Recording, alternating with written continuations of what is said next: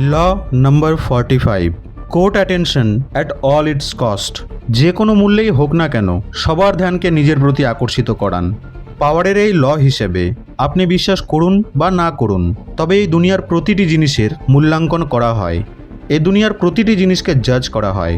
আপনাকেও লোকেরা জাজ করে, আর হ্যাঁ, আপনিও লোকেদেরকে জাজ করেন।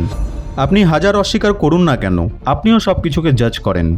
মানুষ অপর মানুষকে জাজ করে কিসের ভিত্তিতে?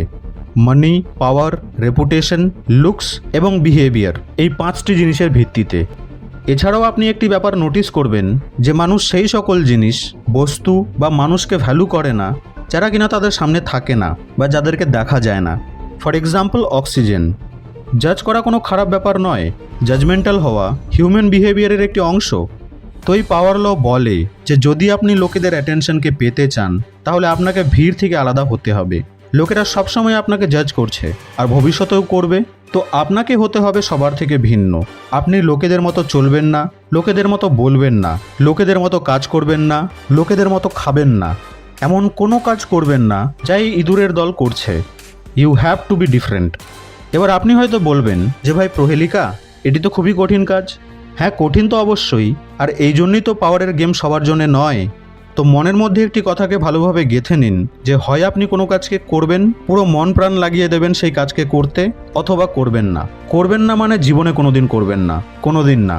এবার তা হতে পারে গুড রিলেশনশিপ, গুড ফ্যামিলি, টাকা, বিজনেস, পড়াশোনা, ফিটনেস, যে কোনো কিছু হতে পারে সেটি। আপনাকে সিরিয়াস হয়ে হয় সেই কাজকে মন প্রাণ দিয়ে করতে হবে, অথবা পার্মানেন্টলি বাদ দিতে হবে। আপনার সংকল্প যেন ফাইনাল সংকল্প হয়। এইরকম স্বভাব তৈরি হলে তবেই লোকেরা আপনাকে রেসপেক্ট করবে এবং আপনাকে একজন লিডার হিসেবে বেছে নেবে। আপনার মধ্যে এমন গুণ থাকতে হবে যাতে আপনি যেন একটি টিমকে লিড করতে পারেন। তাদের কাছে আপনার কথাই ফাইনাল কথা হবে। তো এর জন্যে আপনাকে নিজের মধ্যে সেই স্কিলকে ডেভেলপ করতে হবে।